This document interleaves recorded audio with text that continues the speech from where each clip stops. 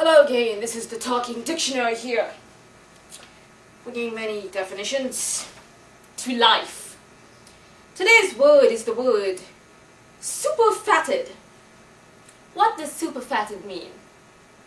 Superfatted means, you guessed it, containing more fat than usual. So, if somebody contains more fat than usual, hey, I'm sitting, remember that whole standing sitting thing? Anyway, if somebody were to contain more fat than usual, then that person would be super fatted.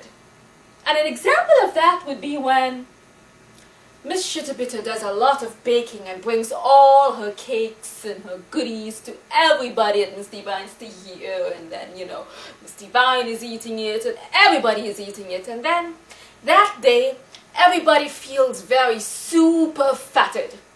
Then what happens? The opposite of super fatted is really super thin. Because, during the week, then Miss Divine has to do her sketch films. So, unfortunately, she has to lift all the chairs and put it at one side and all the tables and put it at one side. And after doing all that strenuous work, then Miss Divine becomes super thin again, which means losing the fat that she had when she was super fatted from eating Miss Shitterbitter's cakes. And that happens to a lot of the characters, except Oxymalfoy. He is perpetually super fatted. You know why he is because he never really does anything. He just kind of stands around, and he's more interested in conquering and world domination and that whole new world order thing. That's what Oxymalfoy is very interested in. And for those of you who have no idea what I'm talking about, you might want to be a little bit more familiar with the characters that Miss Divine has done, as well as the films, and you can find more information at the website, or just watch the program every week and you will see who Oxymalfoy is.